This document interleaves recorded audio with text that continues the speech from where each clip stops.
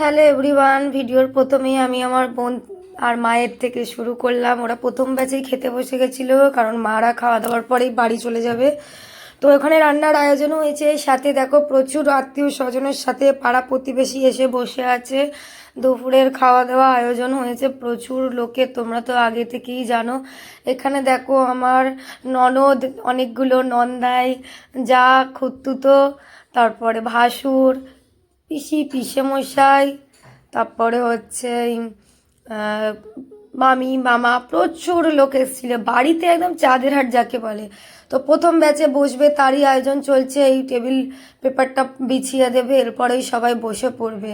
কি জানি সেদিনকার এত গরম পড়েছিল যে তোমাদের কি বলবো, ভীষণ গরম যাকে বলে, অস্বস্তি চলছিল।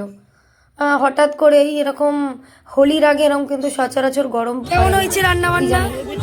সেদিনকার কেন যে এত পোলাওটা গরম কেমন হয়েছে? পড়েছিল, সেই গরমের চোটে আমার ভাইয়ের মেয়ে খেতে বসেছিল, ও তো কান্নাকাটি করছে। দেখো এত গরম হচ্ছে, ঘেমে স্নান, ও কি হয়েছে মা? কান্নাকাটি করছে। বাড়িতে এরকম অনুষ্ঠান হলে সত্যিকারে খুব ভালো লাগে। বছর বছর বেশি নাম একটা করে অনুষ্ঠান হবে বাড়িতে, একদম চাঁদের হাট, লোকজন আসবে, সবার সাথে দেখা হবে, অনেক গল্প আনন্দ হবে।